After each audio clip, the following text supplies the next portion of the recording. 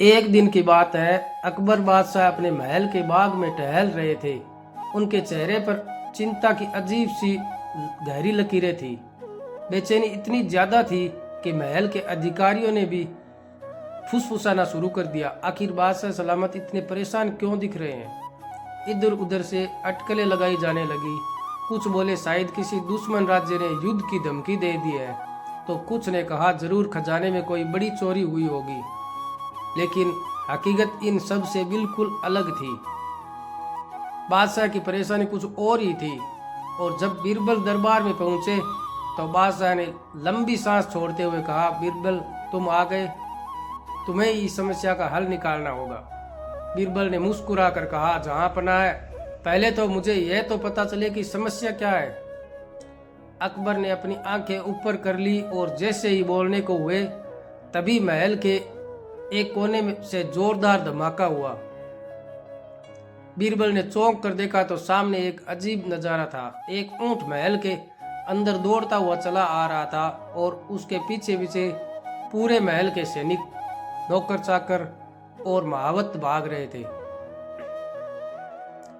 ऊंट के सिर पर बादशाही मुकुट रखा था और वह बेतहाशा दौड़ता जा रहा था, जैसे कोई महान योद्धा मैदान जंग में चारों ओर तबाही मचा रहा हो। बादशाह ने अपना माथा पकड़ लिया। बीरबल, यही मेरी परेशानी है, उन्होंने हताशा से कहा। बीरबल कुछ समझे नहीं, जहां अपना ये ऊंट तो महल में क्या कर रहा है? अकबर बोले, यही तो मेरी समस्या है। यह ऊंट मेरे दरबार में कैसे आया मुझे नहीं पता। इसे महल से बाहर निकालने की 100 कोशिशें कर चुके हैं, लेकिन यह बाहर जाने का नाम ही नहीं ले रहा है। कोशिशें क्या क्या की गई, खाने का लालच दिया गया, लेकिन यह ऊंट इतना जिद्दी निकला कि हमें ही घूरने लगा। बादशाह ने इसे पकड़कर बाहर ले जाने की कोशिश की, सैनिकों ने कोशिश की, लेकिन यह उनके ऊपर बैठ गया। मैंने अपने दरबारी नाच गाने का आयोजन कराया ताकि यह खुशी से बाहर निकल जाए, लेकिन यह और भी ज्यादा झूमने लगा। बीरबल हंसी रोकने की कोशिश करने लगी। अकबर ने नाराज होकर कहा, अब तुम भी मत हंसना। बीरबल, मुझे हल चाहिए। बीरबल ने अपनी दाढ़ी खुजलाते हुए कहा, जहां इस ऊंट को भगाने के लिए हमें चालाकी से बड़ी चालाकी अपनानी होगी, तो जल्दी से अपनाओ। अकबर बोले। बीरबल ने मुस्कुरा कर कहा, जहां पना है, जहां बस एक आदेश दीजिए कि ऊंट को दरबार का सबसे खास सदस्य बना दिया जाए। अकबर चौंक गया। यह क्या मजाक है बीरबल? नहीं, अपने पूरी योजना सुनिए। हम इसे राजसी दरबार में सबसे सम्मानित दरबारी घोषित कर देते हैं, फिर जो होगा वो आप खुद देखिए। अकबर को कुछ समझ नहीं आया, लेकिन उन्होंने आदेश दे दिया। सुनो दरबारियों, अकबर ने ऊंची आवाज में कहा, आज से यह ऊंट हमारे दरबार का सबसे खास सदस्य होगा। इसे महल के सबसे आलीशान कमरे में रखा जाए, इसे रोज शाही वस्त्र पहनाया जाए और इससे महत्वपूर्ण फैसलों में सलाह ली जाए। जैसे ही ये घोषणा हुई पूरा महल हैरान रह गया, लेकिन असली झटका ऊंट को लगा। ऊंट पहले तो अकबर को घूरने लगा, फिर उसने सोचा, क्या मुझे यहाँ पर बसाने की साजिश हो रही है? थोड़ी देर तक ऊंट सोचता रहा, फिर धीरे धीरे उसकी आंखें सिकुड़ गई और फिर अचानक ऊंट सरपट दौड़ पड़ा महल से बाहर, बिल्कुल तेज रफ्तार से, जैसे कोई घोड़ा भी शर्मिंदा हो जाए। दरबारी हक्के बके रह गए। अकबर की आंखें फटी रह गई। बीरबल मुस्कुराए, जहां पनाह है, ऊंट जिद्दी होते हैं, लेकिन सबसे ज्यादा जिद्दी वे तब होते हैं जब उन्हें किसी जगह रोकने की कोशिश की जाए। जब उसे लगा कि उसे यहीं रखा जाएगा तो खुद ही भाग निकला। अकबर ने ठहाका लगाया, बीरबल तुम सच में गजब के आदमी हो। दरबार में ठहाकों से गूंज उठा। लेकिन इसी वक्त महल के बाहर एक नई हलचल मच गई। एक सैनिक भागता हुआ आया और घबराई हुई आवाज में बोला, जहां पनाह ऊंट तो चला गया, लेकिन अब एक और नई मुसीबत खड़ी हो गई है। अकबर ने चौंक कर पूछा, क्या हुआ? सैनिक ने कांपती आवाज में कहा, जहां पनाह वो ऊंट बाहर जाते जाते आपकी सबसे कीमती चीज अपने साथ ले गया है। अकबर उछल पड़े। क्या मेरी सबसे कीमती चीज कौन सी? सैनिक ने हकलाते हुए जवाब दिया, आपका अपना शाही ताज। बीरबल के होश उड़ गए। बीरबल की हंसी अचानक गायब हो गई। दरबार में एक सन्नाटा छा गया और अब बीरबल की परेशानी और भी बड़ी हो चुकी थी। बीरबल और शाही ताज की चोरी। दरबार में सन्नाटा था। अकबर अपने सिर पर हाथ फेर रहे थे, जैसे उन्हें यकीन ही ना हो कि उनका शाही ताज अब उनके सिर पर नहीं था, लेकिन किसी जिद्दी ऊंट के साथ भाग चुका था। मेरा ताज! अकबर चिल्लाए। अरे कोई पकड़ो उस ऊंट को, वह मेरा शाही ताज लेकर भाग गया। सैनिकों ने सरपट दौड़ लगा दी। महल के नौकर चाकर भी पीछे भागे, लेकिन ऊंट तो ऊंट था, लंबे लंबे डग भरता हुआ महल से काफी आगे निकल गया। बीरबल ने मुस्कुराते हुए कहा, झांकना, यह ऊंट सिर्फ महल से भागा नहीं है, वह आजादी की तरफ भागा है। उसे पकड़ना आसान नहीं होगा। बीरबल, अब मजाक का वक्त नहीं है। अकबर धुंधला कर बोले, वो ताज मेरी शान है, मेरा गौरव है। अगर वो ऊंट उसे लेकर कहीं और चला गया तो? बीरबल ने ठंडे दिमाग से सोचा और बोले, जहां पना, हमें ऊंट को पकड़ने के लिए सीधा पीछे भागने की जरूरत नहीं है, हमें उसके दिमाग से सोचना होगा। अकबर बोले, ऊंट का दिमाग ऊंट के पास भी उतना होता है। जहां पना, अगर ऊंट के पास दिमाग ना होता तो वह अपनी इतनी चालाकी से आपका ताज लेकर ना भागता। अकबर ने गहरी सांस ली और बोले, अच्छा फिर बताओ क्या करना होगा? ऊंट की सोच को समझना।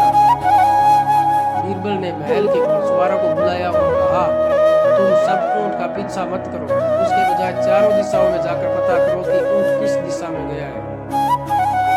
हमें उसके अगले कदम का इंतजार करना होगा। एक सैनिक दौड़ते हुए आया और बोला, जहां पना, ऊंट शहर के बाजार की तरफ गया है। बीरबल मुस्कुराए। अब मामला दिलचस्प हो गया। अकबर ने पूछा, अब क्या? बीरबल बोले, जहां पना, ऊंट किसी सुनसान जगह नहीं भागा, वह बाजार की तरफ गया। यानी या तो वह भीड़ में छिपना चाहता है या फिर वह खुद को बचने की कोशिश योजना बना रहा है। अकबर हक्के बक्के रहे। क्या बेतुकी बात कर रहे हो बीरबल? कोई ऊंट खुद को कैसे बेच सकता है? बीरबल बोले, जहां पना, हम उसे जल्दी से जल्दी पकड़ लेंगे। बाजार में हंगामा हुआ। जब बादशाह अकबर और बीरबल सैनिकों के साथ बाजार पहुंचे तो वहां अजीब सा दृश्य था। पूरा बाजार धाकों और अफरा तफरी से भरा हुआ था। बीच बाजार में एक बूढ़ा व्यापारी खड़ा था और उसके सामने वही ऊंट खड़ा था, अकबर का शाही ताज सिर पर पहने हुए। बूढ़ा व्यापारी ऊंट की तरफ इशारा करके लोगों से कह रहा था, आओ देखो, यह कोई आम ऊंट नहीं है, यह शाही ऊंट है। बादशाह सलामत का ताज पहने घूम रहा है, इसे खरीदने का मौका हाथ से मत जाने दो। बीरबल ने माथा पकड़ लिया। अकबर का गुस्सा सातवें आसमान पर पहुंच गया। बकवास बंद करो, यह ऊंट मेरा ताज लेकर भागा है। बुढ़ा व्यापारी अकबर की तरफ मुड़ा और बोला, हुजूर, आप कौन होते हैं यह कहने वाले कि यह आपका ताज है? अकबर का मुंह खुला का खुला रह गया। क्या मैं कौन हूँ? मैं ही अकबर बादशाह हूँ। बूढ़ा व्यापारी मुस्कुराया और बोला, जहाँ पना, अगर आप ही अकबर हैं तो आपके पास कोई सबूत है? अकबर गुस्से में लाल हो गए। बीरबल ने, मैं क्या करूँ, यह व्यापारी तो पागल लग रहा है। बीरबल मुस्कुराया, जहाँ पना, यह सिर्फ एक धूर्त व्यापारी है, इसे सबक सिखाना होगा। बीरबल की चाल। बीरबल आगे बढ़े और ऊंट की तरफ देखकर बोले, शाही ऊंट है महाराज, क्या आप मुझे अपना मंत्री बनाएंगे? बाजार में ठहाके गूंज उठे। अकबर बोले, बीरबल, ये क्या कर रहे हो? बीरबल ने इशारा किया, थोड़ा धैर्य रखिए। बूढ़ा व्यापारी ऊंट की तरफ देखकर बोला, यह ऊंट तो नहीं है बोल सकता, लेकिन अगर यह सच में शाही ऊंट है तो इसे अपने मंत्रियों को चुनने की ताकत होनी चाहिए। बीरबल मुस्कुराए। उन्होंने पास खड़े एक आदमी से कहा, क्या आप एक कागज और कलम ला सकते हैं? वह आदमी दौड़कर कागज और कलम ले आया। बीरबल ने कागज पर कुछ लिखा और ऊंट के सामने रख दिया। फिर बोले, अगर यह सच में शाही ऊंट है तो यह अपने मंत्रियों की सूची पर दस्तखत करेगा। बाजार में सन्नाटा छा गया। सबकी आंखें ऊंट पर टिकी रही। ऊंट ने पर कागज की तरफ देखा, फिर उसने धीरे से सिर झुका लिया और कागज को चबा डाला। बीरबल मुस्कुराए, देखा यह ऊंट दस्तखत नहीं कर सकता, यानी यह शाही ऊंट नहीं है। बूढ़ा व्यापारी हक्का बक्का रह गया। बीरबल ने जोर से कहा, यह कोई शाही ऊंट नहीं है, यह अकबर बादशाह का ताज चुरा कर भागा था, इसलिए अब यह ताज जहांपनाह को वापस सौंपा जाए। बाजार में शोर मच गया, लोगों ने व्यापारी को घेर लिया। चोर चोर लोग चिल्लाने लगे। बूढ़ा व्यापारी कांपने लगा, मुझे माफ कर दीजिए हुजूर, मुझे नहीं पता था कि यह ऊंट चोर है। अकबर ने गहरी सांस ली और बोले, अब ताज वापस दो। व्यापारी ने ऊंट के सिर से ताज उतार कर अकबर को दे दिया। अकबर ने राहत की सांस ली। बीरबल ने मुस्कुराते हुए कहा, जहांपनाह, अब यह समस्या तो हल हो गई, लेकिन अगली बार अगर कोई ऊंट महल में घुस आए तो क्या किया जाए? अकबर ने एक पल सोचा और फिर बोले, अगर अगली बार कोई ऊंट राजमहल में घुसे तो सबसे पहले उसे बादशाह घोषित कर देना। बीरबल और दरबारी ने जोर का धागा लगाया।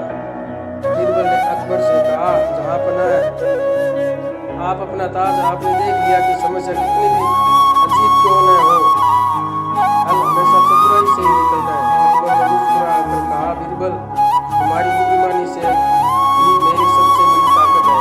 और इस तरह एक ऊंट की वजह से पूरे महल में हंगामा मचा, लेकिन अंत में अकबर को अपना ताज भी मिल गया।